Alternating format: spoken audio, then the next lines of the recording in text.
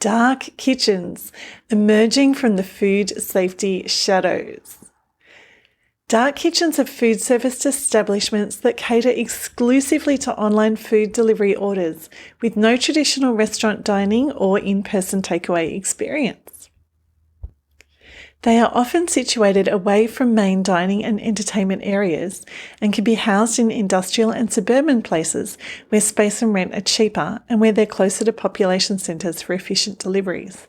They have no direct interaction with their customers, who don't know where they're located or what other foods are produced on site.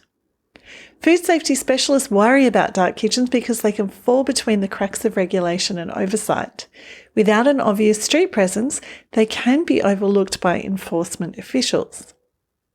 This segment is still poorly understood, say researchers from the State University of Campinas in Brazil.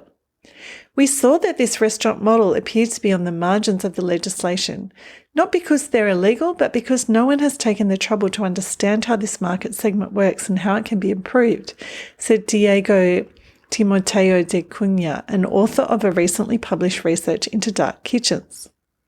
The researchers identified 6 models of dark kitchens: independent kitchens used by a single brand, shell or hub or central kitchens which are shared by more than one brand or restaurant, franchise kitchens which belong to a single brand which has outlets in multiple locations, virtual kitchens attached to a traditional restaurant with a different name and menu to the traditional restaurant, virtual kitchens attached to a traditional restaurant with a different name but a similar menu, and home-based kitchens in residential buildings. Problems with dark kitchens. With dark kitchens located physically distant from traditional food service venues, there are fewer opportunities for customers or senior managers to become aware of food safety or worker safety infractions. This can lead to both food safety risks and hazards for workers.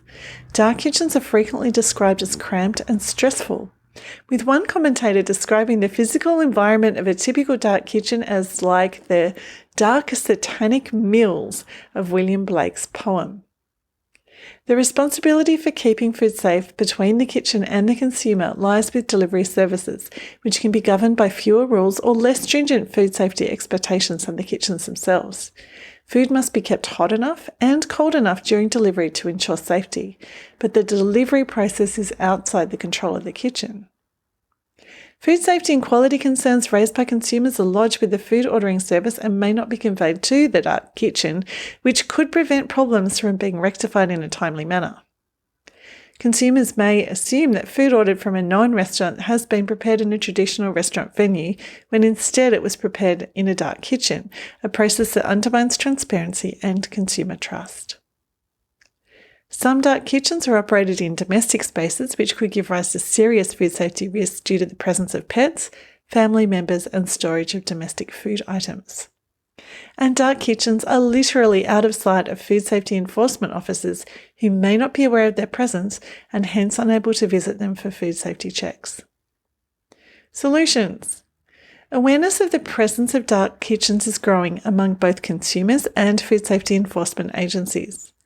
Researchers plan to learn more about dark kitchens by visiting them to observe defects and formulate solutions.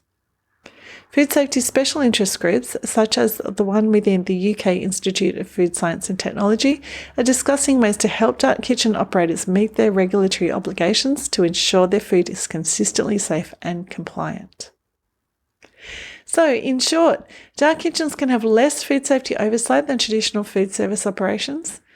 Risks are exacerbated by operational models and enforcement gaps. Awareness is growing and research is underway to formulate solutions to food safety compliance risks. And there are 3 main sources I've used for that article, which you can find in the post and the email.